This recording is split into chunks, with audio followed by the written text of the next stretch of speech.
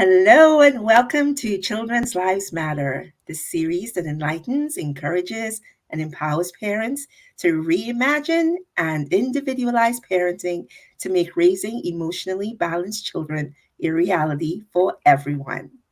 Welcome to our show. We believe that every child is important and deserves to be loved. For those joining our discussion for the first time, my name is Dixie Ann Harris Gordon.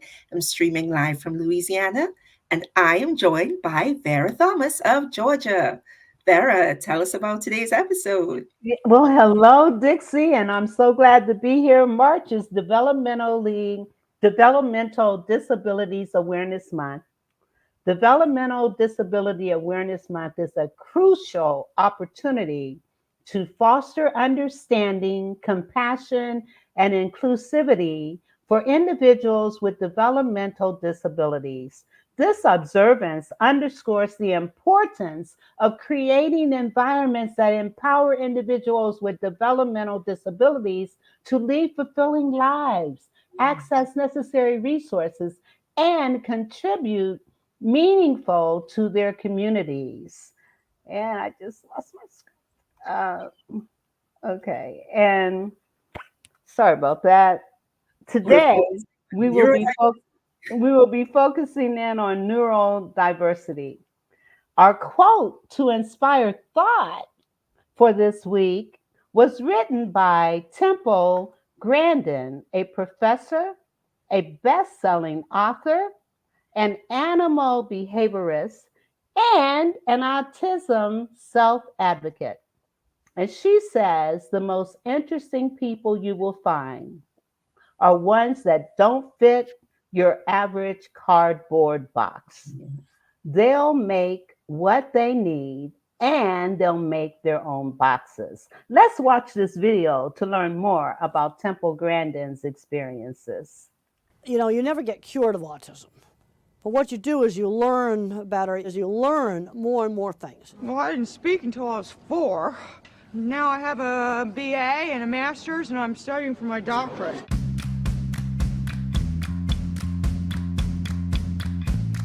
I can remember the frustration of not being able to talk. I couldn't get my words out. My speech came in gradually, a few words at a time. When I was a little kid, I was very autistic, nonverbal, rocking. That's the kind of kid they just put away in the institution. But I had a speech teacher that worked really hard with me, and I can't emphasize enough the importance of young children getting early intervention. You got a 2-year-old or 3-year-old with no speech, don't wait.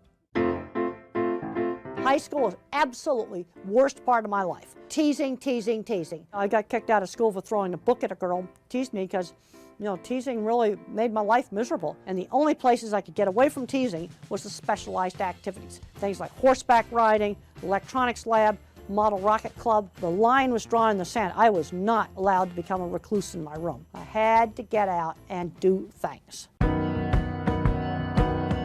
I'm always kind of baffled at just how illogical people are in their thinking. I'm very logical in my thinking. But when I was younger, I didn't know that other people thought more in words. You see, I think in pictures. If I don't have a picture, I don't think. And my mind is very, very associative. Being a visual thinker, I tend to put things into categories. You see, autism is a very big spectrum. At one end of the spectrum, you've got half the people at Silicon Valley. And then at the other end of the spectrum, you've got somebody who's very handicapped, remains nonverbal, is going to have to live in a supervised living situation. Really, really big spectrum. And Einstein probably be labeled autistic today in a lot of school systems because he had no speech until age 3. I'm interested in seeing something that makes real change. I've done a lot of work that's made a lot of improvements in the livestock industry, and I think I've helped a lot of kids succeed. I want to see the kids that are like me succeed. That's the kind of stuff that makes me happy, when I see the things that I do make a difference. A beautiful soul. Oh my goodness. In our reflection segment, we will look back on last week's episode in which we highlighted the importance of treating special needs children as individuals who happen to experience unique challenges. We recognize that children with developmental disabilities seek to be seen and respected for who they are, not what disease they may have. That's right. And now in this week, we'll focus on neurodiversity.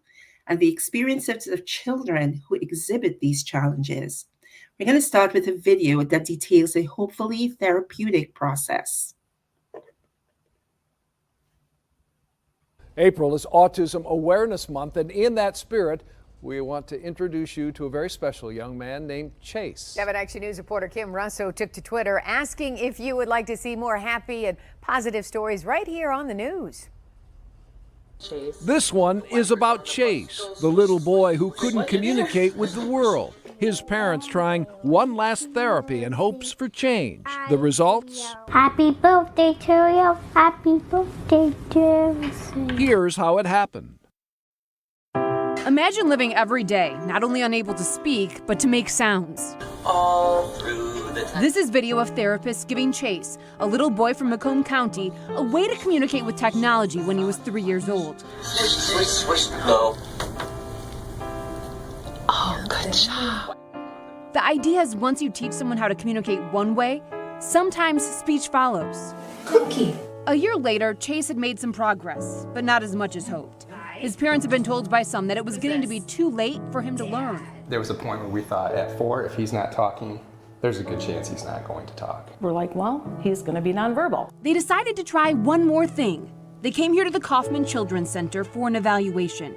Experts here recognized Chase didn't just have autism, he had severe apraxia. That meant his brain could actually organize the words, but he didn't have the motor ability to say them. This called for different treatments. They taught him sign language in a fun way to expand his ability to communicate. Swing. All right. At the same time, they treated his apraxia. And they had to actually put tools in his mouth to get the sound, to even get his position of his jaw correct. When Chase first came to us, he had no vocal imitation. He couldn't imitate any sounds. Hamsters. Hamster. Now to see him today, he can talk in sentences. He has a sense of humor. Happy birthday to you. Happy birthday to you. It's just like a miracle. Nancy R. Kaufman owns the Kaufman Children's Center. She says miraculous things happen when the right therapies are brought together. It's about the techniques.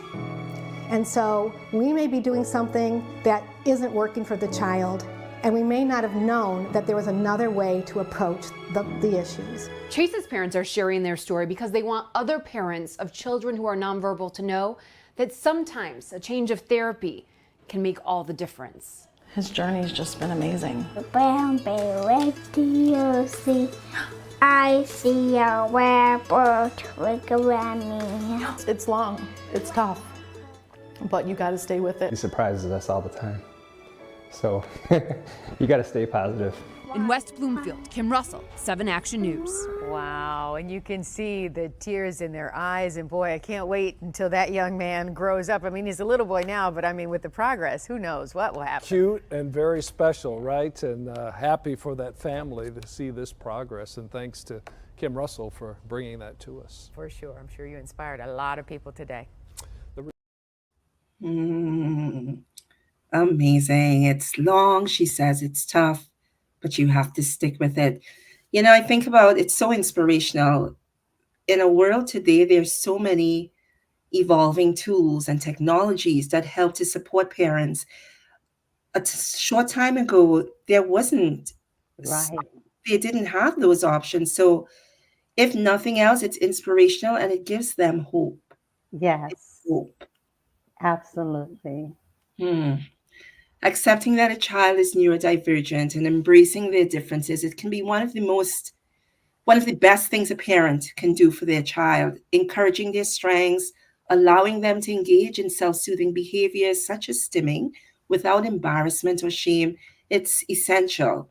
It's also important to remember that each neurodivergent child experiences the world differently, and supporting them in their own ways of being is crucial for their development and well-being. Yes, and as parents, navigating the complexities of raising a child with neurodiversity can be overwhelming. I remember working with a Saturday program of kids, and one of them was autistic, and the other children communicated with her by writing, and her parents really put her into things that would help her. And I remember I was in Kentucky for 7 years. And just before I left, I was at a festival at a park, and she came up to me and she spoke. She was like, "Hi, Miss Thomas." Oh, it just brought tears to my eyes. But it was because of what her parents did. And it's so important that parents really look at all of the resources that are available and involving them in creative endeavors, and finding the right support and resources is crucial. But often it feels like they are fighting an uphill battle. One of the challenges that parents of autistic and ADHD children face is how to deal with meltdowns. During this commercial break, we will learn just how and what a meltdown is, what it is not, and how to approach your child during a meltdown. Children's Lives Matter is sponsored by Thriving Women University, an affiliate of the Thriving Women Network. If you want to produce a franchise show, TWN provides the media network training, coaching, and mentoring to produce your franchise shows. For more information, visit our website at www.thrivingwomennetwork.com.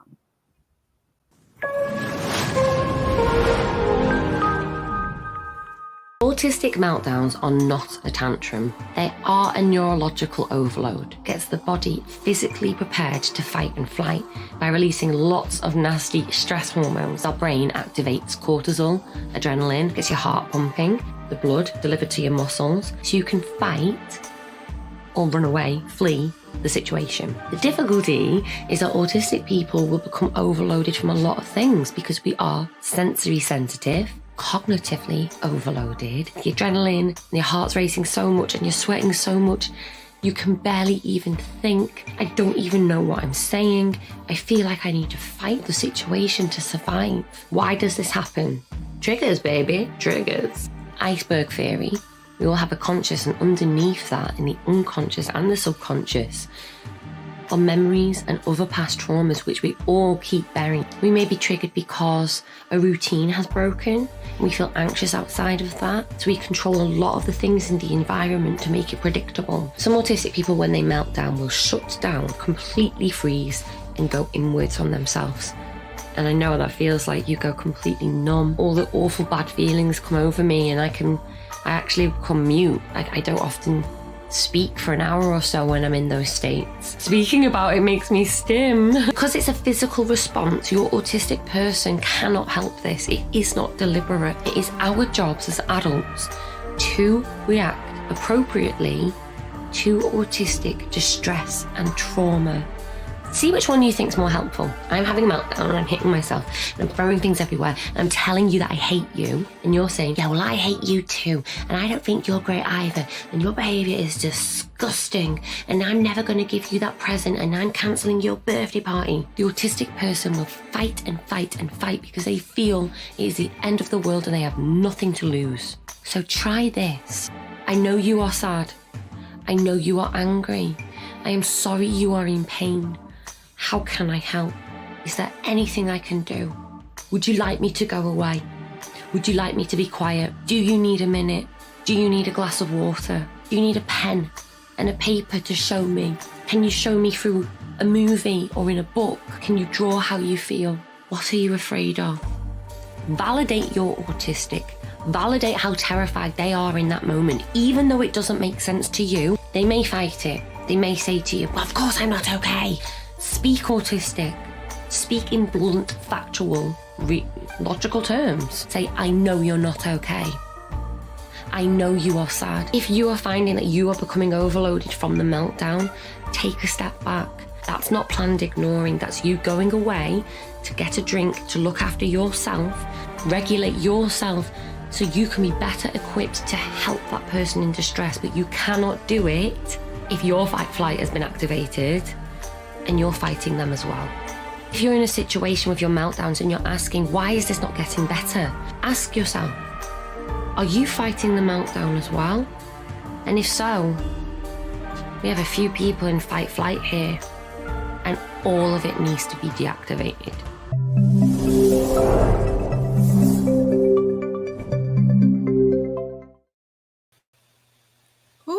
That was really powerful. Very Welcome back. intense. Oh, so I am here with the fabulous Camille Robb, and welcome back to Children's Lives Matter. We just watched this really powerful video. If you're just tuning into our show, March is Developmental Disabilities Awareness Month, and we're enlightening, encouraging, and empowering parents and families to talk with kids about embracing people with different abilities. So we're going to go into today's deep dive, where we're going to focus on neurodiversity. Camille, how are you today? I am blessed to be a blessing, and how are you? Wonderful. It's great to be on here with you today. It's my pleasure. Now, in our diverse world, one thing I've learned, we often forget about neurodiversity and how people brain work. The different way how the brain works makes our society very interesting. For me, I have dealt with several different students, and every child learned different. So when we realize that every brain works a little different, we can see how rich and varied our human is. Instead of seeing the neurodiversity of the problem, we can understand its strength and lead to new ideas and invention.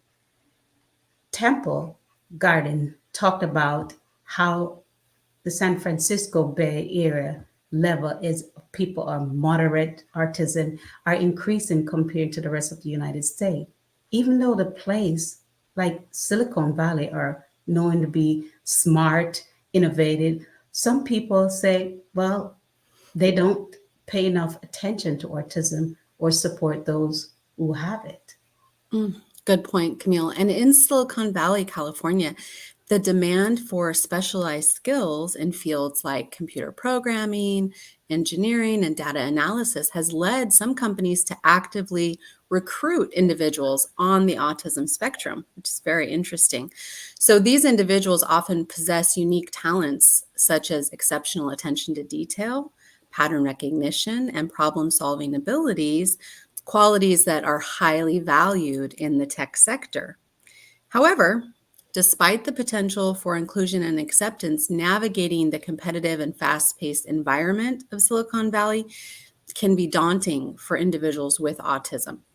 The intense sensory stimuli, the social expectations, and rapid pace of change can pose significant challenges for those who struggle with sensory sensitivities, communication difficulties, and executive functioning issues.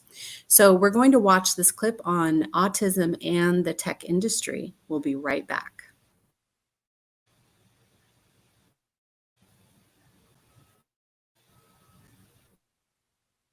A man enters the lobby of an office building. When I was diagnosed with autism, the psychologist explained it like there were very limited career capacity for me. Before I came to Microsoft, I was struggling to get employment, and I had these skills in math, but nobody was giving me interviews, and it didn't seem to be going well. I worked a couple of minimum wage jobs. It was work, it paid the bills, but I definitely could feel that I was destined for something more. I feel like I get to have a pretty significant impact on Microsoft. By having people with disabilities in the fabric of our company, you're building in a diverse workforce that then represents the 1 billion people with disabilities out there. We're going to be building better products, we're going to be building better services, websites, anything that we do will work across the spectrum of being human. And so every time we get an opportunity to bring somebody in who can see things from a different angle, every time that happens, that's where we find these great creative types who can come in and help us deliver the things that we care about. Microsoft started the Autism Hiring Program to find candidates in a non-traditional way based on their unique talents. I'm Cody Takeyoshi, and I'm a software engineer at Xbox Live. My name is Joey Chemis, and I'm a data scientist here at Microsoft. MJ Gardner, software engineer on Azure build pipelines and engineering systems. There is just an incredibly high unemployment and underemployment rate when it comes to autism. A traditional hiring process, that's not going to allow someone with autism to show up and show their strengths. Since 2015, talented individuals through the Autism Hiring Program have landed full-time jobs across the company. For me, the Autism Hiring Program was the chance to finally, make it. You're saying, here's the things that come with autism that the standard interview process would flag. Here's how we accommodate those issues and make them less of an issue. And here's how we allow the person to really shine and show their true colors and abilities. I think this is just a better way of evaluating. This is just probably a better way for anyone. With Jenny Leigh Fleury, Chief Accessibility Officer. People are looking for companies that reflect humanity. There is incredible talent out there in the marketplace that should be in our company. This program has given me a mirror to reflect on the things that make me different, or how could I maybe change the way that I work in order to bring some of these experiences forward. My hope for the future is that we won't see this as a program, but instead a natural way to recruit key talent in our organizations. So if I was talking to a younger version of myself, I would let myself know that you're gonna do really cool things and that you're gonna major in math, you're gonna really love it, and that you're gonna end up getting a really cool job at Microsoft that you just enjoy. The people, the work, the type of problems that are being solved. So to be here is just really cool. I'm very proud of where I am. Microsoft logo. Visit Microsoft.com/inclusive hiring or email us at msautism@Microsoft.com.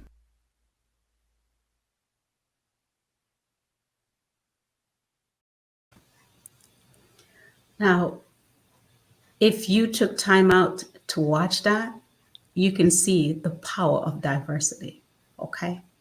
Now, in today's actionable advice, we are going to focus on accepting ideas that can open up and understand neurodiversity, shifting from the concept of disability, recognizing the diversity of the brain function involves in a shift of mindset, the language, the practical actions, and to promote inclusive and accommodation. Now, here are some steps to facilitate this transition. Yes, and I'm excited to go through these steps because not only have we seen how to sit with someone when they're having this kind of autistic episode that we saw in our first clip, but now we're also seeing the strengths that people have and how they can be hired in these great tech industries. So the first step that we're going to talk about now, Camille, is to increase understanding of neurodiversity, which we're doing here today, the wide range of cognitive differences among individuals, providing education and training sessions to dispel the myths and misconceptions about these different neurological conditions. Now, let's use persons with language that emphasize the individual before their condition. Persons with autism. That word is like poison to my bones. Rather than autistic person, avoid the stigma. A lot of us just use the language that we don't know and it hurt the person that's standing next to us. We label them. But instead of doing that, we need to enforce and start understanding the disability that they have and use their ability that they have. Yeah. And saying person with autism is the preferred way, it looks like, rather than saying autistic person, because we're saying they're a person first. So exactly. I think that really takes that stigma away from it, Camille, like you're saying. So the next step we have that we want to encourage for people is to highlight the unique strengths and abilities of individuals with diverse neurocognitive profiles. Recognize and celebrate the contributions to various fields and industries like we've seen in the tech industry. Exactly. And create an environment that accommodate diverse ways of thinking and working, offer flexible work arrangement, sensory-friendly space. I remember when I was teaching and my students, they all were the same. Everybody had their own space and they had their own time. And the technology that we have now is so advanced, and others' recommendation and the support the individual and the different cognitive needs. When we come back from this break, we will jump into a deep dive discussion of neurodiversity.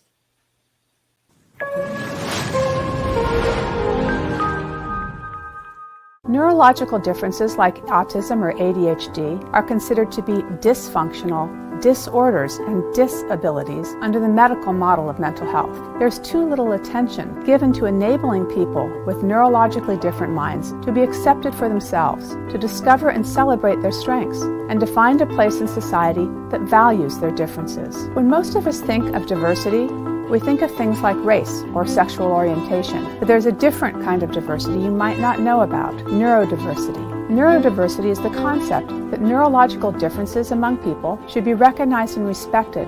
I believe it's time for this new social movement, the neurodiversity movement, to take off.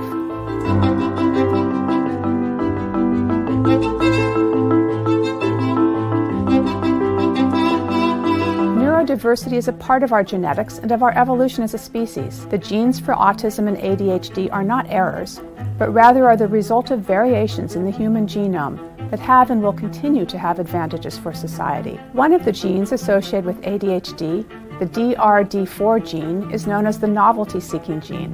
It arrived on the human evolutionary scene over 10,000 years ago. Genes associated with autism also go back more than 10,000 years. Research suggests that genetic variants linked to autism might have been positively selected during human evolution because they contributed to exceptional memory skills, heightened perception in vision, taste, and smell, a precise eye for detail, and an enhanced understanding of systems such as animal behavior. These characteristics likely remain in the gene pool today because they are still advantageous. As a psychologist advising the parents of differently wired kids, I tell parents they have a choice between trying to change the child to fit the environment and changing the environment to fit the child. There are many different microhabitats and subcultures in our world. For an individual with autism or ADHD, finding success on their own terms may come from discovering the particular niche that fits best, the niche that allows their strengths to shine and their challenges to be minimized. Individuals with ADHD tend to thrive in situations of rapid change,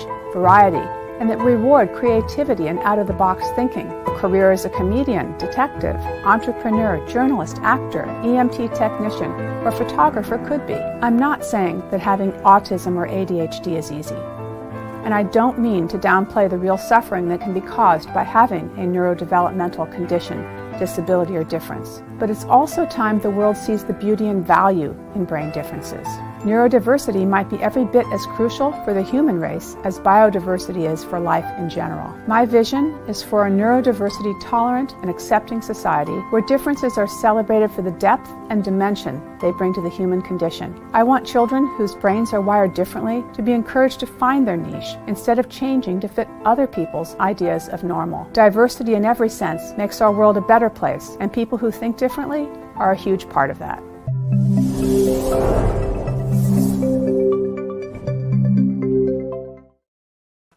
Wow, I agree so much with that. You know, my son was diagnosed with ADHD, and what she said, change the environment to fit the child.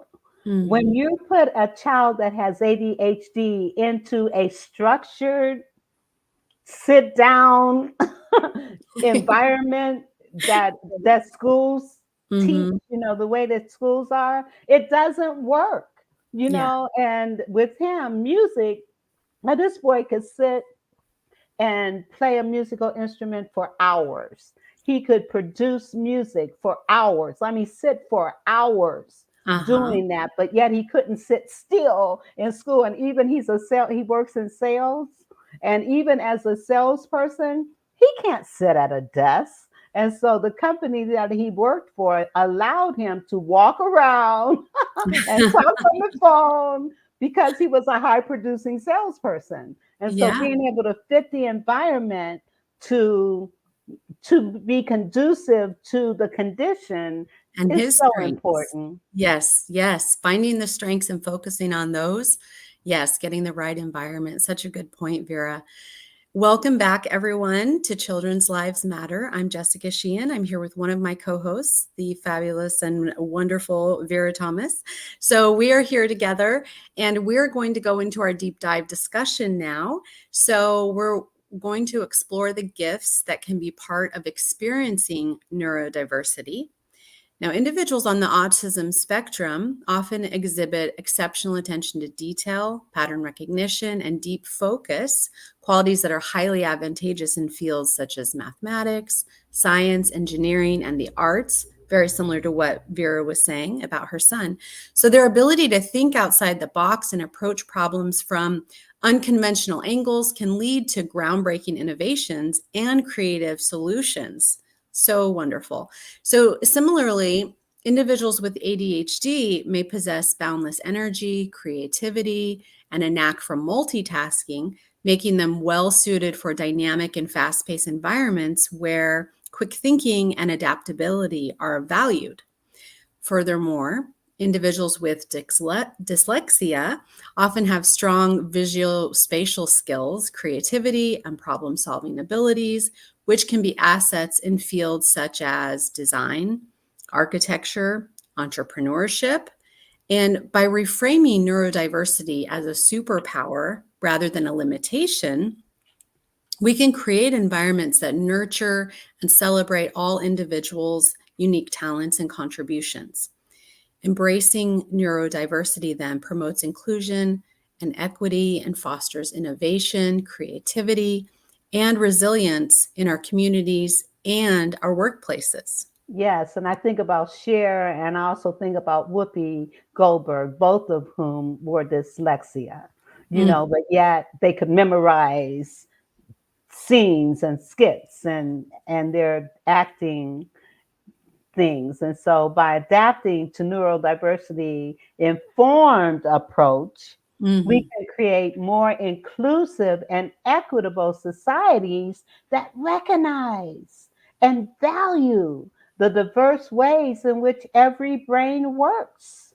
So true. I am honored to introduce our guest, Dr. Sherry Sotelo.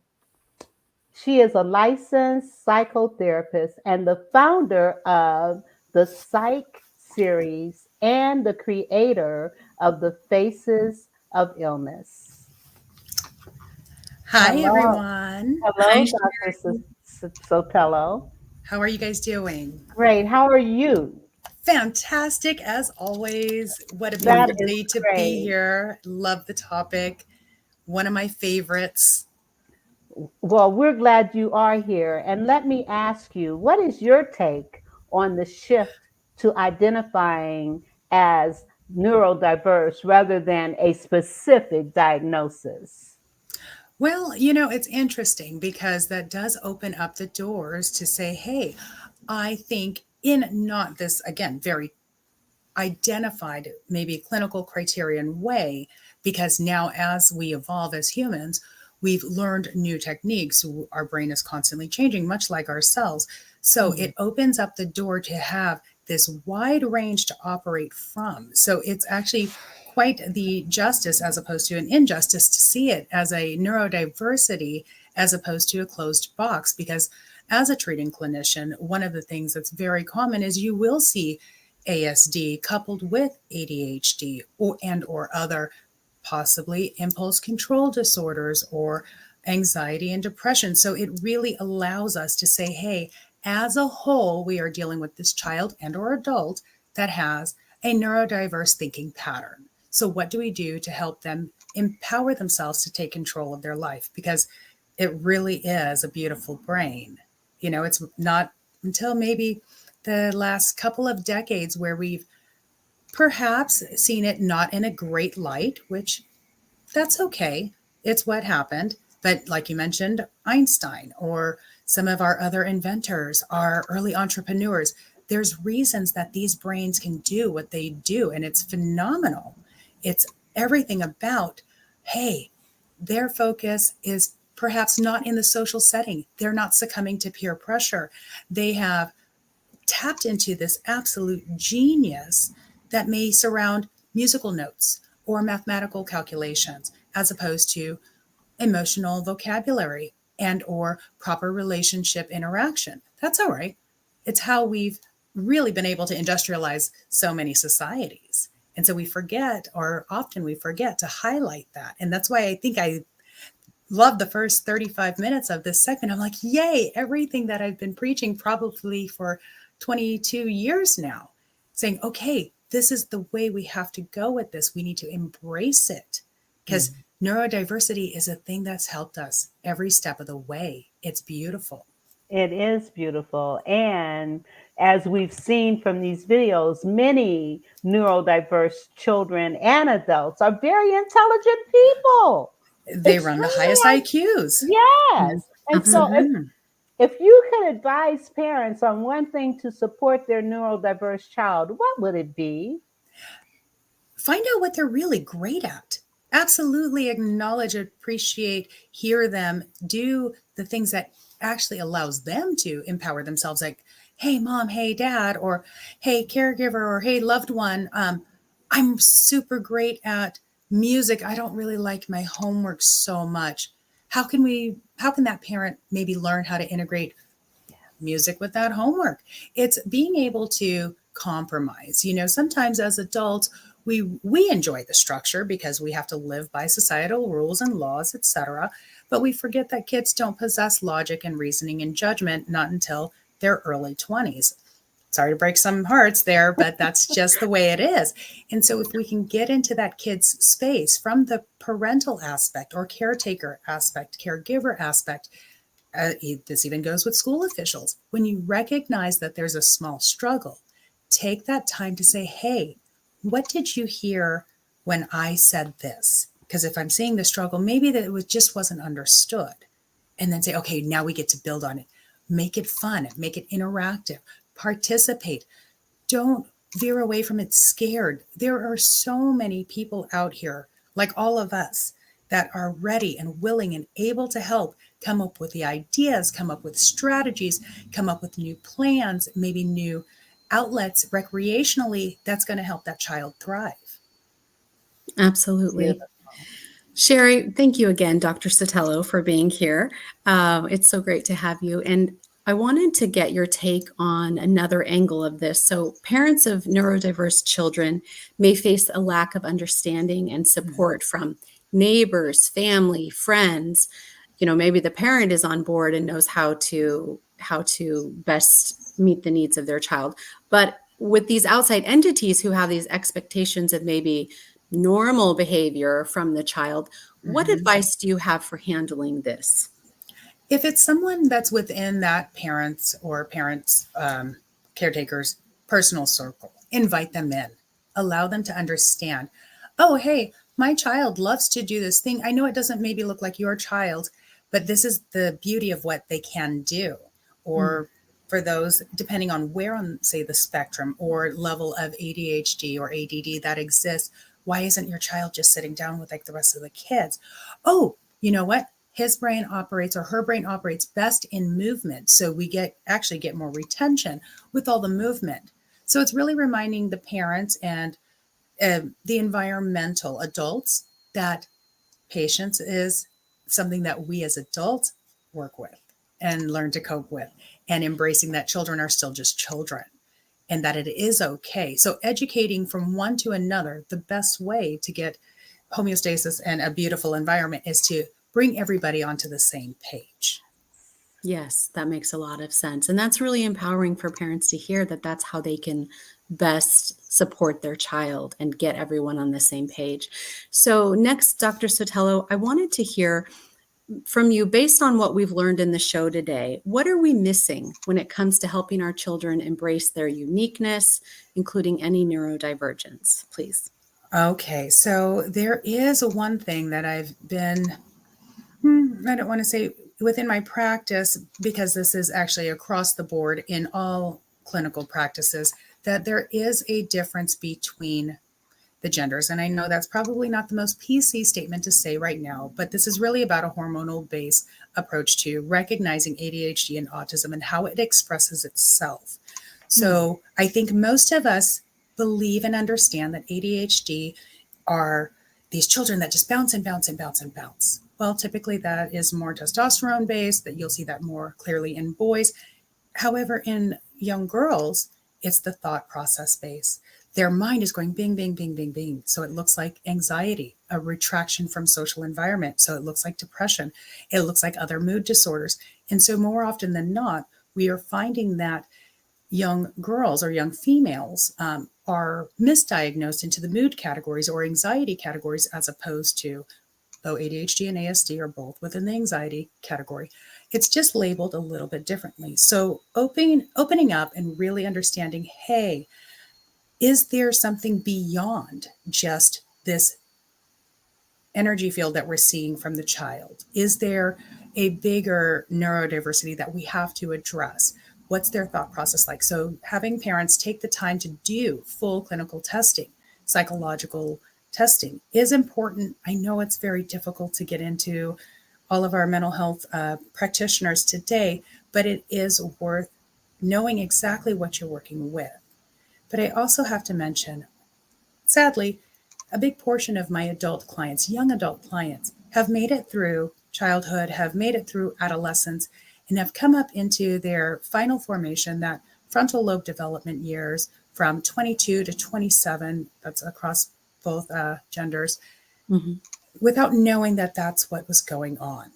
Wow. I didn't know I had ADHD. I thought I was just a super smart kid, that I really stayed away from friends because I was focusing on my homework. Sure, all of that may have been true, but now you're dealing with ADHD as an adult and the emotional awareness and emotional consequence as it applies to others. Your relationships are suffering. Your other maybe financial budgeting skills are suffering because your brain is going all over the place. So let's not ignore that this is very, very prevalent in our adult population today, because we're only about a generation and a half off of actually accurately diagnosing during childhood.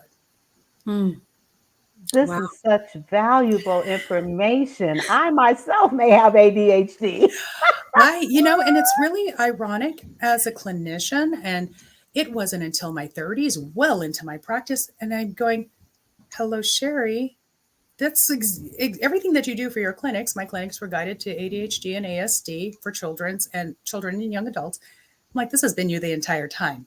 Do your own assessment, please. And it's true. But that's what project managers are. That's what the strategists are. Their brain goes in 15 million directions, and we don't necessarily give way to too much social engagement, because when we set our mind to things, it just goes. I was one of those adults. So does that mean relationships may have suffered along the way? Absolutely. Did it mean friendships were maybe not built properly? Absolutely. But I'm of the age where that wasn't a thing. Instead of saying, hey, my child is neurodiverse, I was put into GATE class. Why? Because I was extremely intelligent, scores off the chart. When I went and worked on my PhD in clinical psychology, we have to spend all this time doing, IQ testing, all the psychological battery pieces. And that's where I learned, and this is also a huge misnomer. Oh, my IQ is 165. Okay, so you're somewhere along the autism spectrum. We have a cutoff at roughly 145 to follow within still a neurotypical brain pattern, though you can still fall within spectrum or fall within the ADHD component because we run higher intelligence, but there's a cutoff point. And so IQ testing young gives us really good insight to, hey, we need to hone into this child's absolute brilliant skills. Beautiful. Well, we really appreciate you having been here. Thank you so much for your insights, your wisdom, your knowledge. Thank Children's Lives Matter is sponsored by Thriving Women University, an affiliate of the Thriving Women Network. If you want to produce a franchise show, TWN provides the media network, training, coaching, and mentoring to produce your franchise show. For more information, visit our website at www.thrivingwomennetwork.com.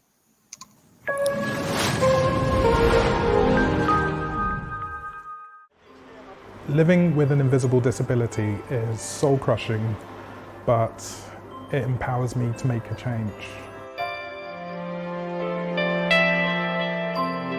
I am autistic. Growing up with autism in London was hard because traveling on buses in London, trains, delays, things not running to a schedule all caused me severe uncomfort and distress. Before my diagnosis, I struggled to make friends, I felt isolated, and had difficulty forming bonds with other people. Add to that the confusion as to why nobody else was like me, and not having a diagnosis until I was 30, it led to a pretty confusing childhood and teenage experience. So I spent my teenage years and late childhood searching for places where I felt welcome. Tabletop games were one of my many outlets that gave me a way to socialize without socializing. This led me to designing tabletop games, designing events where people could socialize and take part in something where the social anxiety of interacting with the person that was at the table was taken away by the tool, which was that board game or role-playing game or experience. In the UK, 1 in 100 people are on the autism spectrum, and there are around 700,000 autistic adults and children. One of the things I highly recommend is if you feel like you are autistic or certain things you identify with, is to just go and get a diagnosis for yourself, because it will change the way you develop and interact with the world. It did for me. My differences don't describe me. What makes me me is my determination to help and change the perception that people have of being different. Whether you're a minority of a minority, the easiest thing to start your road to feeling accepted is to discover what it is about yourself that makes you different and come to terms with it. Autism isn't who you are. Autism is an aspect of your personality that you learn to understand and incorporate into your everyday life.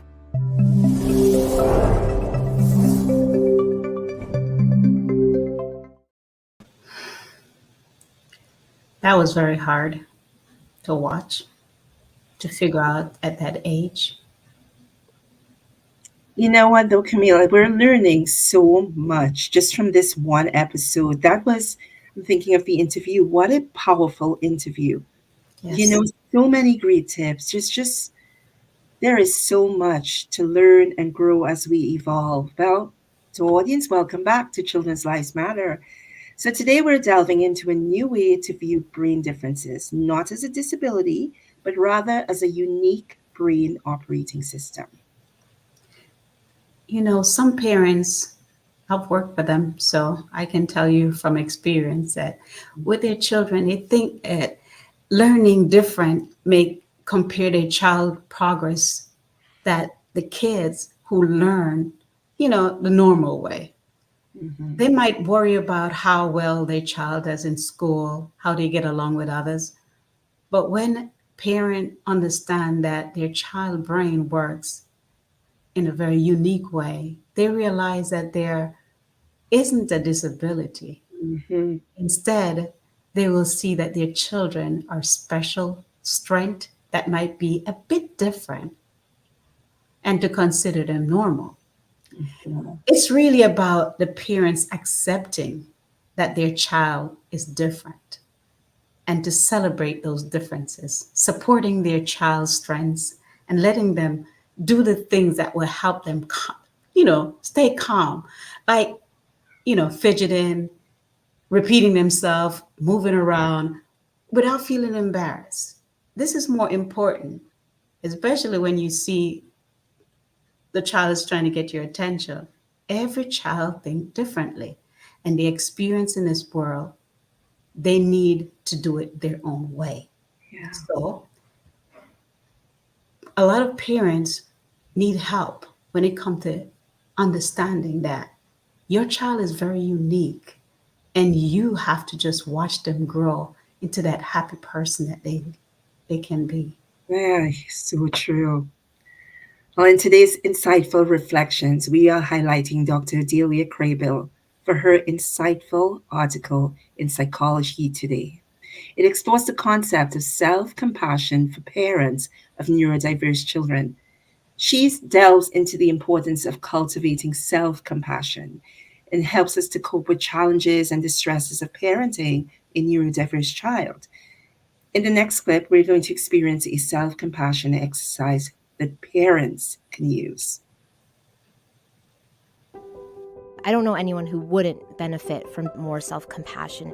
It makes me nervous, it feels uncomfortable, but I can see how it can be potentially life-changing.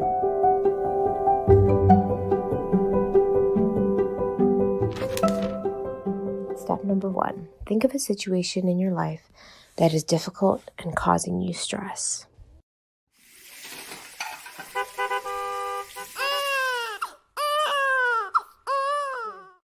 Okay. Number 2, call the situation to mind and see if you can actually feel the stress and emotional discomfort in your body. Yeah, I can definitely feel it in my neck and shoulders.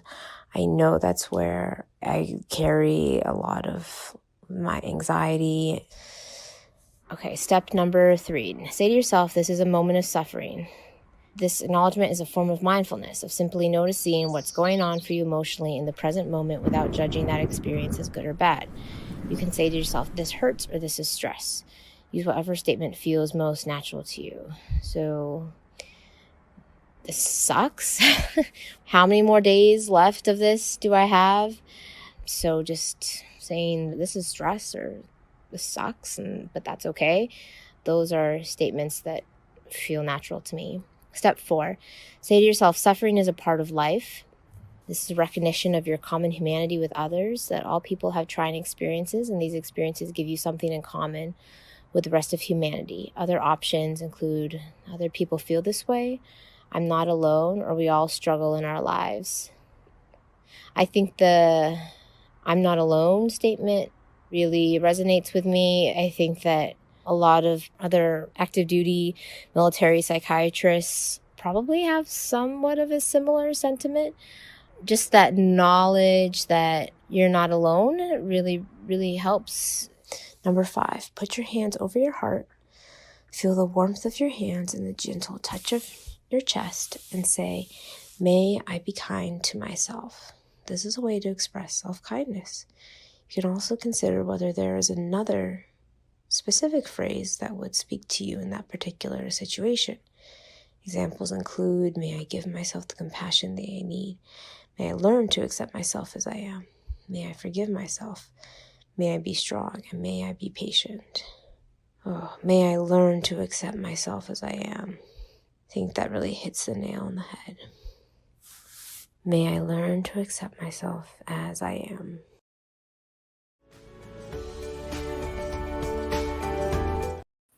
Welcome back to Children's Lives Matter. If you are tuning into the show, March is Developmental Disability Awareness Month, and we are enlightening, encouraging, and empowering parents to embrace inclusivity and teach their children to accept others as human beings, not as labeled individuals. We understand that there are special challenges for parents of neurodivergent children.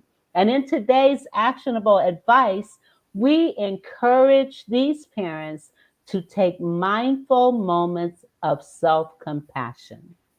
Yes, thank you, Vera. Absolutely. We're learning so much today. And the concept of neurodiversity was first introduced by sociologist Judy Singer, who proposed that neurological differences should be recognized and valued as a form of human diversity rather than a disorder or a deficit.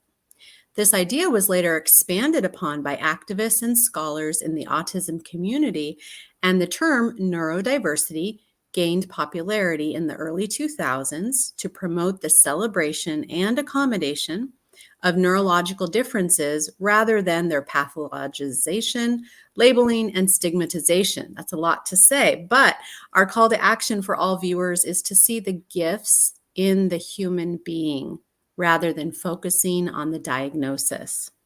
Let's revisit Temple Grandin's comment about people in boxes while we view this next clip. We'll be right back.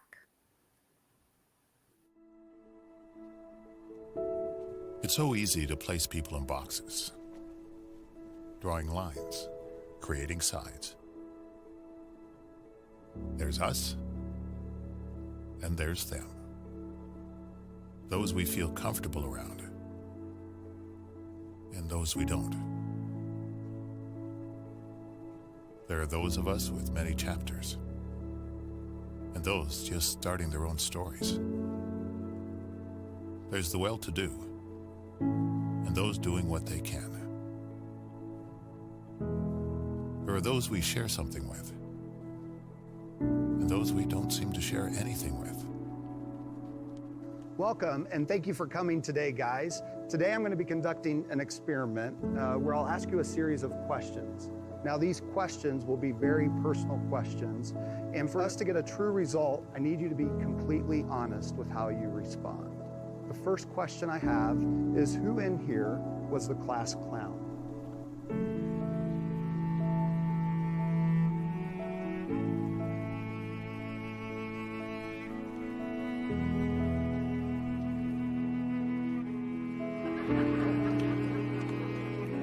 Who is never on time?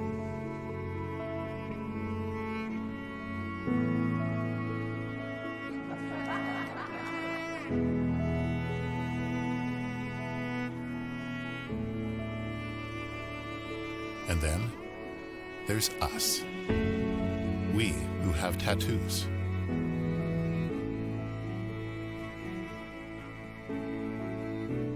We who feel lonely.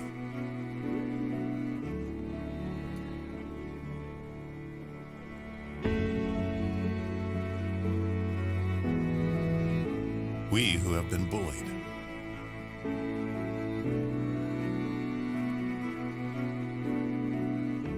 We who have bullied others.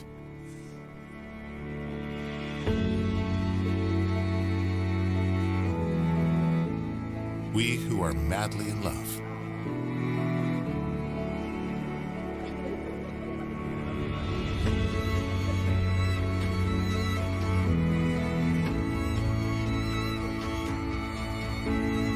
We who have overcome great adversity.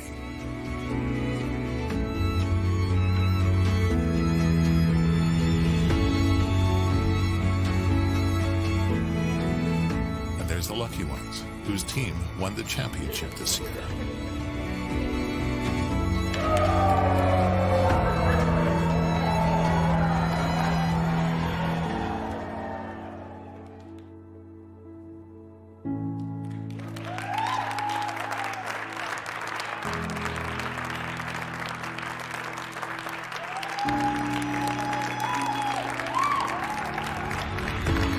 We who beat cancer.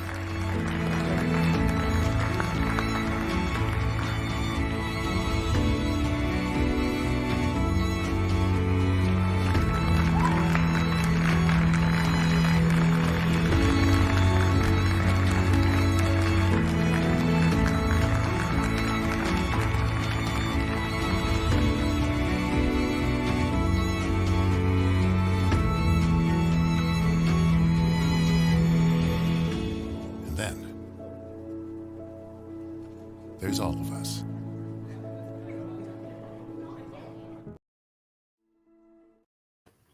And then there's all of us. I love it.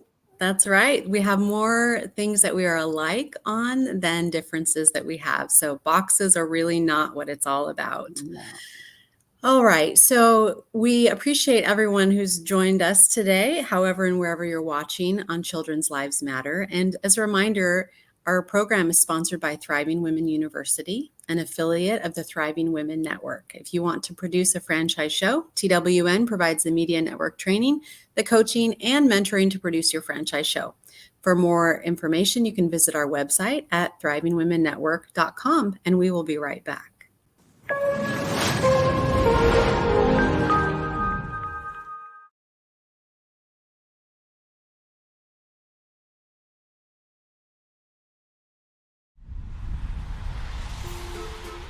What page? This. What page is it? Page 58. If you need help, let me know. You need help? You do? I did. We always knew Victoria was a special girl. She could count to 100, at age 2. But I'm ready for vacation. We were actually completely lost when Victoria was diagnosed with autism.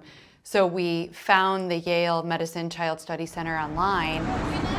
It seemed like that would be tough on Victoria, but potentially could get some results. Parenting is hard, but parenting a child with a disability is astronomically harder. And providing parents with strategies that they can use is what empowers me every day. I'm Pam Ventola. I'm a clinical psychologist and an assistant professor at Yale Medicine Child Study Center. In autism, the primary areas of deficit are social interaction skills, language and communication skills. That's your chair. Victoria is a patient that I've worked with for just over a year now. She's bright, capable little girl, but she wasn't motivated to engage with other people. Do you want to start with stickers or go fish?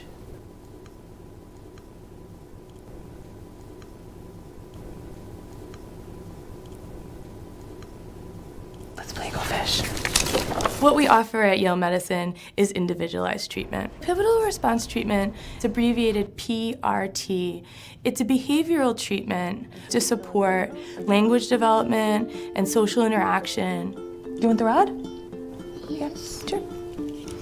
For each child, we develop objectives, so very clearly defined behaviors that we want to improve. I got another green one.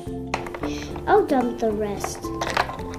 Victoria's goals when we first started working with her included making eye contact with the person she was speaking to, and also using her language to help her begin to engage in conversations. What did you get? I got the bird. Oh. A lot of the kids that we work with, Victoria included, love bubbles. And we can use these bubbles to motivate the children to communicate with us. So the child would need to use their words. A lot of bubbles or just one bubble? A lot.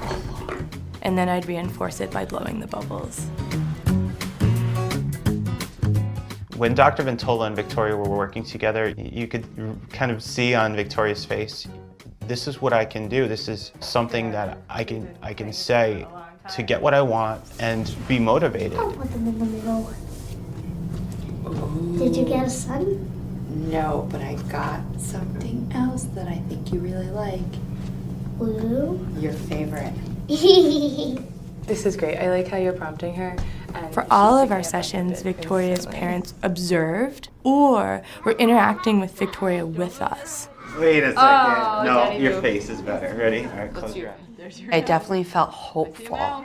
I watched this and I thought, my kid really isn't that different than any other kid. She just needed different tools. Yeah, just close your eyes, Mommy.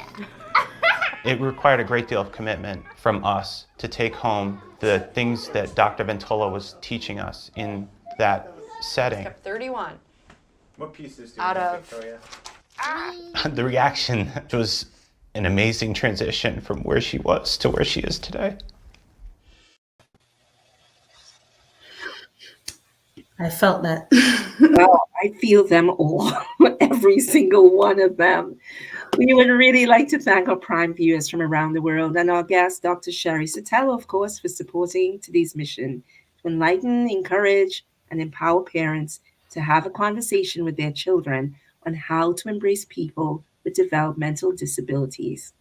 You can support us by joining our Facebook group, Thriving Women TV, and telling a friend. And you can watch recent episodes on demand at our Facebook group, E360 TV, or our website, www.thrivingwomennetwork.com. And don't forget, Every Child Can Learn is sponsored by Thriving Women University, an affiliate of Thriving Women Network. If you want to produce a franchise show, TWN. They provide the media, networking, training, coaching, and mentoring to produce your own franchise show. And all you have to do is just visit our website. And don't forget to stay tuned into the show that is coming up. Every Child Can Learn on Wednesday at 2 p.m. Eastern. You don't want to miss it. I am Dixie Ann Harris Gordon. And I am the fabulous Camille Robb. And I will see you guys next week. Thank you.